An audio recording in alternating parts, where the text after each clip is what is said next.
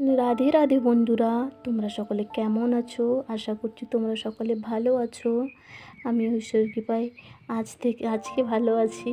দুদিন ভীষণ শরীর খারাপ হয়ে গেছিলো জানো তো।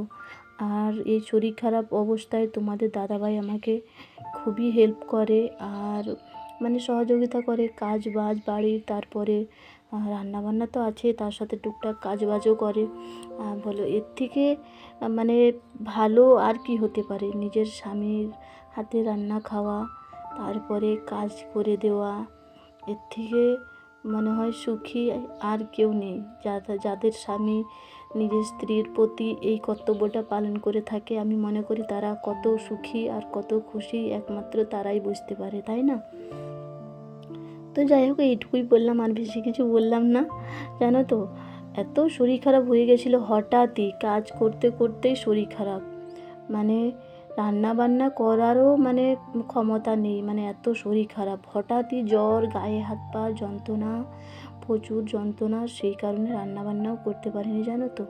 তোমাদের দাদাভাই আমাকে হেল্প করে বলে, পাশে থাকে বলে আমি অনেকটাই সুস্থ বোধ করি বা ভালো লাগে।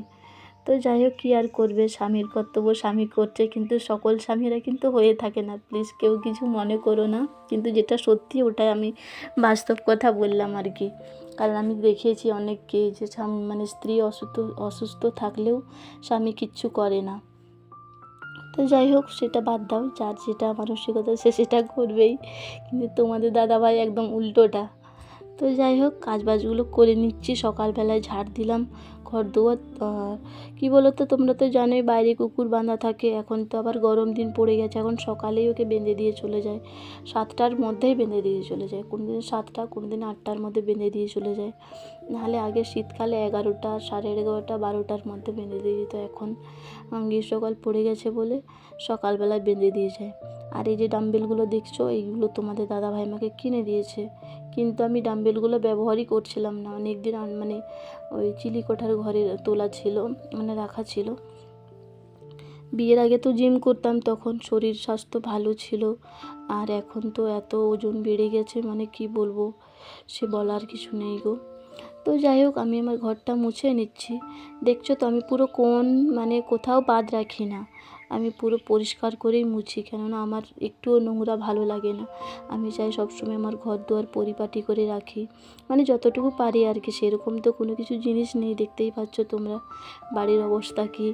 তবুও আমি চাই গুছিয়ে রাখতে, পরিষ্কার পরিচ্ছন্ন রাখার। কী বলো তো, যত ঘর দুয়ার পরিষ্কার পরিচ্ছন্ন রাখবো, ততই আমি জানি যে লক্ষ্মীশ্রী বজায় থাকে, বা ঘরের মধ্যে একটা পজিটিভ এনার্জি থাকে সব সময়। আর কি বলো তো, যেই ঘরে ভালো স্মেল আসে, ভালো গন্ধ পাওয়া যায়, তুমি ভেবে নাও ওই ঘরে ঈশ্বরের বসবাস আছে। সেই কারণে ঘর দুয়ারগুলো সবসময় পরিষ্কার রাখার চেষ্টা করি, যতটুকু পারি আর কি। আর কি বলবো, এই যে ভাগনার রুম, এখানেও সেম একই অবস্থা। পুরো নিচে এই ভাগনার রুম, ভাগনা যেখানে ঘুমায় ওই ঘরেই আমি ঠাকুর রেখেছি, তোমরা তো জানো। আর এই ঘরে আমি পুজো টুজো করি, এখানে তো আরও বেশি করে পরিষ্কার করে রাখতে হবে, তাই না? আর যেই ঘরে ঠাকুর আর রান্নাঘরটা বিশেষ করে সব সময় পরিষ্কার রাখতে হবে। তো যাই হোক, এটা আমার ওপরে যাওয়ার সিঁড়ি। আর এই সিঁড়িটা দিয়ে দেখছো, এখানে আমি ওপর দিকে জল ঢেলে দিই, পুরো একদম নিচে চলে আসে, সেই ঝর্নার মতো আর কি। আর শুধু একটু মুছে দিলেই পরিষ্কার হয়ে যায়। একটা সুবিধা আছে, এখানে অত নোংরা হলেও বেশি কষ্ট করতে হয় না। ওপর থেকে জল ঢেলে দিলাম, পুরো ধোয়া হয়ে নিচে চলে আসে, আর আমি সামান্য একটু মুছে দিলেই হয়ে যায়। আর এই যে এখানটায় দেখছো, এখানটায় আমাদের কুকুরটা বমি করে। আর অতিরিক্ত কিছু দেওয়ার পরে জল দিয়ে দিলে জলও খেয়ে নেয়, তারপরে বমিও করে দেয় বাচ্চাদের মতো। তো যাই হোক, তাই এখানটায় আমি রোজ দিনই পরিষ্কার করি, ফিনাইল টিনাইল দিয়ে মুছি রোজই। তো যাই হোক, আমার ঘর মোছা কমপ্লিট হয়ে গেছে, সমস্ত কাজ হয়ে গেছে। বাড়ির সেরকম কোনো আর কাজ নেই, শুধু স্নান করার সময় 2-3টে জামা আছে, ওগুলো শুধু ধোবো, আর কিচ্ছু নেই। আর এই যে বাইরেটা দেখছো, এখানটায় ধুয়ে দিচ্ছি সকালবেলায়, কারণ জল এখানে তো আমাদের এখানে জল পড়তেই থাকে। যে ঘর মালিক আছে না, আমাদের মাকান মালিক আছে, ওনাদের তো জলের দোকান আছে বাইরে, তো ওই জলের পাইপ লাইনটা এখানে করা আছে। যে জলটা আমি ঠিক জানি না, এই জলটা খাওয়া যায় না, এটা ব্যবহার করা যায় এমনি ধোয়া মোছার জন্য, ঠিক আছে। তো এই যে কুকুরের বাটিটা দেখছো, খাবারের থালা, ওটা আমি ধুয়ে দিচ্ছি। তো আমিও বেশিরভাগ টাইমে খেতে দিই। তো ও তো ননভেজ বেশি খায়, আর আমাদের বাড়িতে তো ননভেজ কিছু হয় না। ননভেজ আমি তো খাইই না, তোমরা জানো।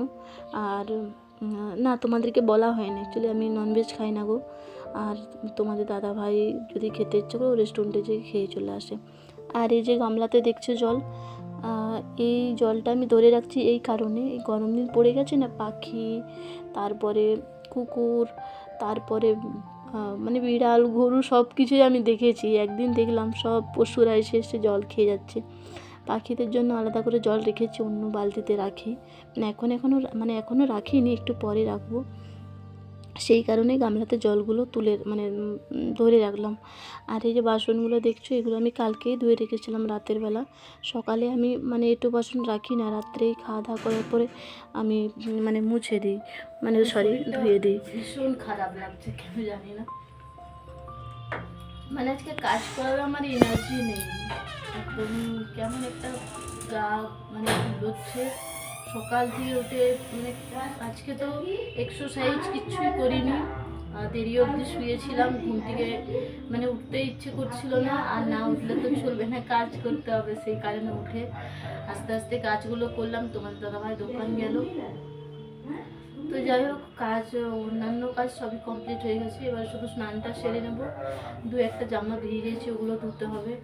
স্নান করে নিই, দেরি হয়ে যাবে পরে, আবার পুজোর ব্যাপার, পুজো দিতে হবে।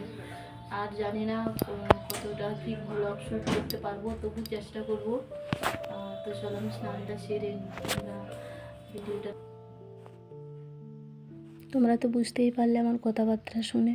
তবু কোনো রকমে কাপড় জামাগুলো কেচেছি। কাপড় জামা তো কাচতেই হবে, বলো, না কাচলে কে আর কেচে দেবে।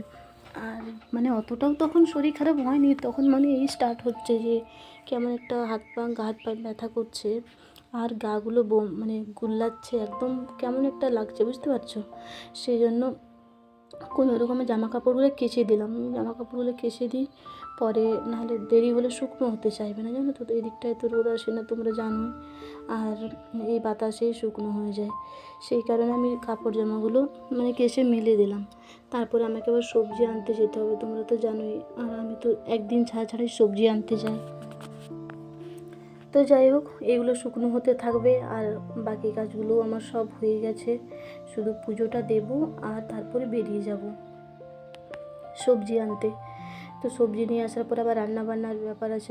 জানি না রান্নাবান্না করতে পারবো কি না, সেটাও আমার সন্দেহ আছে। মনে তো হচ্ছে না যে রান্নাবান্না করতে পারবো, কিন্তু কি করব, রান্নাবান্না যদি না করি খাবো কি। আর সেরকম শরীর খারাপও হয়নি যে তোমাদের দাদাভাইকে আমি রান্না করতে বলবো। কিন্তু দেখবে, আমি তো বললাম কথাটা, কিন্তু তোমাদের দাদাভাই রান্না করে দেবে আজকে। এত শরীর খারাপ হয়ে গেছিলো আমার। সবজি নিয়ে আসার পরে না, বাজার থেকে আসার পরে ভীষণ পরিমাণে আমার শরীরটা খারাপ হয়ে গেছিলো। আমার চোখ মুখ দেখেই বুঝতে পারছো যে আমার চোখ মুখ কেমন হয়ে গেছে, চোখগুলো কেমন হয়ে গেছে, ক্লান্ত ভাব একটা। তো যাই হোক, আমি সবজি আনতে গেছিলাম, নিয়ে আসার পরে এই যে সবজিগুলো নিয়ে আসছি। আলু, পেঁয়াজ, ওগুলো কিছুই ছিল কিছু ছিল না, বলতে বারণ তো ছিল। তা বলে এই নয় যে একেবারেই আমি সব কিছু শেষ হয়ে যায় তারপরে নিয়ে আসি, সেটা নয়। কিছুটা থাকে, থাকা অবস্থাতেই সব কিছু নিয়ে আসি, সে সবজি হোক আর বা মুদিখানার বাজার হোক। তো যাই হোক, বাজারগুলো আমি নিয়ে এসেছি। আর নিয়ে আসার পরে এই যে বসে আছি, এত গা হাত পা ব্যথা করছে, আর ছাতিতে পুরো ঢাই করছে, এত জোরে হার্টবিট চলছে। তো কী আর করা যাবে, এগুলো সব গুছিয়ে রেখে দিচ্ছি। তো ভাবছি এগুলো গোছানোর পর আমি একটু রেস্ট করব। রেস্ট করেছি আমি, সেই যে শুয়েছি, আর বিছানা থেকে উঠতে পারিনি। তোমাদের দাদাভাইকে ডেকে বললাম আমি আর পারছি না, তুমি একটু মেডিসিন নিয়ে আসো। তারপর তোমাদের দাদাভাই মেডিসিন নিয়ে এসেছিলো। ও নিয়ে আসার পরে আমি ওষুধটা খেয়েছি। আমাকে বললো তুমি রেস্ট করো, আমি রান্নাবান্না করে দিচ্ছি। তো এটাই বললাম না, তোমাদের দাদাভাই আমাকে খুবই শরীর খারাপ অবস্থায় খুবই যত্ন নেয়, আর খুবই কেয়ারফুল, এত কেয়ারিংফুল, কি বলবো, বলে বোঝাতে পারবো না তোমাদেরকে। তো যাই হোক, আজকের ভিডিওটা এই পর্যন্তই থাক। আর তোমরা সকলে ভালো থেকো, সুস্থ থেকো। ওয়েদার খারাপ, আর নিজেদের খেয়াল রেখো, সবার খেয়াল রেখো। টাটা।